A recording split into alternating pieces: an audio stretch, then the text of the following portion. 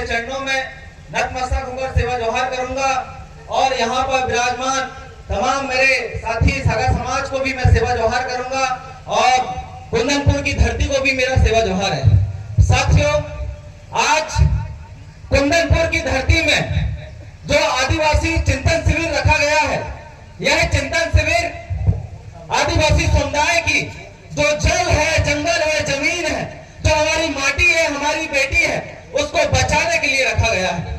साथियों, मैं आपको बताना चाहता हूं, पूरे भारत के राज्य क्षेत्रों के अंदर आज हमारी जमीन खतरे पे है।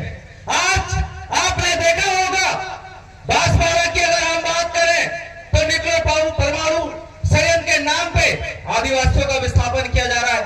यहां से अगर आप बात करें मंडला में भी न्यूक्लियर पावर प्लांट बनाया जा रहा है। उसके अगर हम बात करें छिंदवाड़ा जिले के अंदर संगम 1 संगम 2 जामगढ़ भाग के नाम पे आदिवासियों का विस्थापन किया जा रहा है। और एक बड़ा दुर्भाग्य का विषय है हमारे साथ कि बैतूल जिले के अंदर पूरे एशिया का सबसे बड़ा बांध बनाया जा रहा है, जिसमें आदिवासियों का हजारों करोड़ आदिवासियों का विस्थापन होने वाला है, हजारों लोगों को मारा जा रहा है। ये लड़ाई आज आप यहाँ पर बैठे चिंतन शिविर में आज तमाम लोगों की है। और अगर आपको जल जंगल जमीन माटी की लड़ाई लड़ना है, जल जंगल जमीन को बचाना है, तो आपको आज जेल में डालना पड़ेगा और अपने गांव में जाकर अपने गांव की जो प्रकृति व्यवस्था थी, आपके गांव की जो पारंपरिक व्यवस्था थी, आपके गांव की जो कुदरती व्यवस्था थी, उस व्यवस्था को मजबूत करना पड़ेगा। और जैसे ही आप अपने गांव में अपने पारंपरिक व्यवस्था को मजबूत करते हो,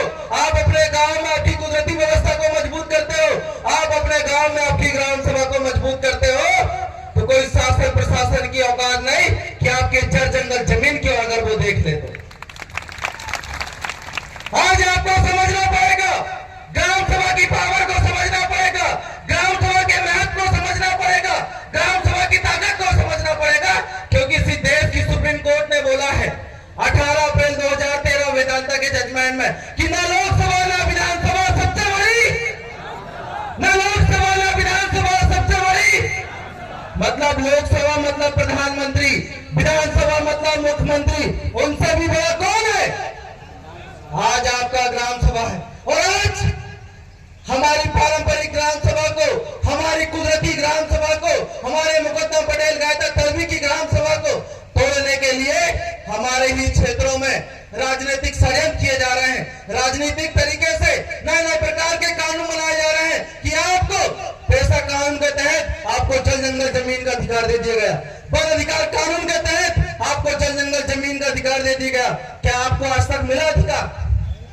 क्या आपको अधिकार मिला?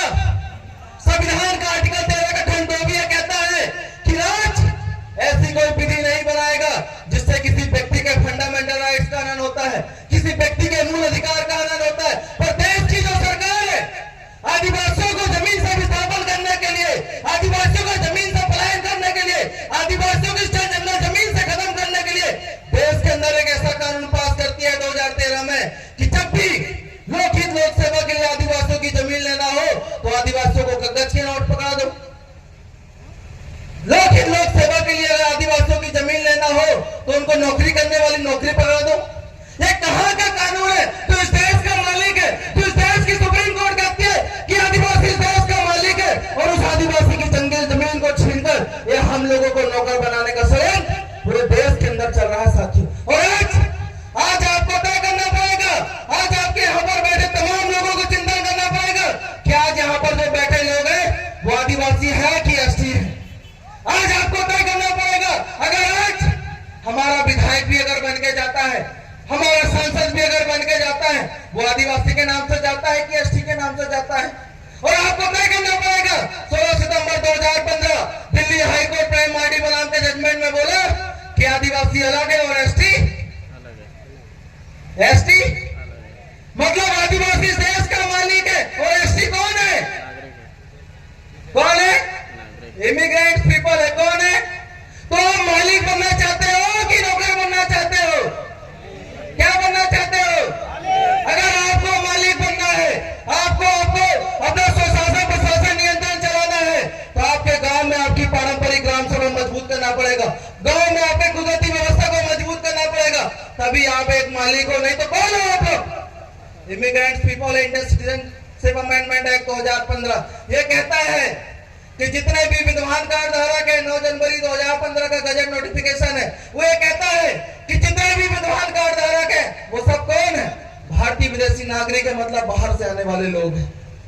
और बाहर से आने वाले जितने भी लोग थे उनके सहस्राब्द मिलान घंटा सेकंड जो 1969 में क्या हो गया, खत्म हो गया। और जब इस देश का मालिक, इस देश का शासककर्ता, इस देश का जब अपना सुशासन प्रशासन नियंत्रण कायम करेगा तो आप सभी इमिग्रेंट पीपल को इस देश को छोड़कर जाना पड़ेगा। तो हम नहीं कहते कि हमारा आदिवासी भाई जो आज एसटी बन गया वो बाहर जाए। हम ये चाहते हैं कि हमारा जो आदिवासी भाई है, हमारा जो मूल बीज है, मूल नेटिव है, मूल नारा है, वो हमारी व्यवस्था में आए, हमारी कुदरती रूलिंग व्यवस्था पे आए, हमारी पारंपरिक व्यवस्था में आए और पारंपरिक व्यवस्था के तहत अपना गांव में अपना स्वशासन प्रशासन नियंत्रण चलाए।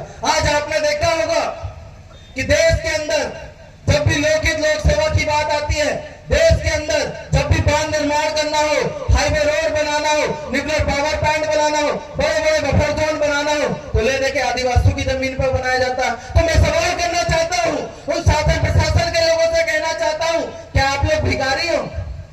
क्या आपके पास एक इंच जमीन नहीं है?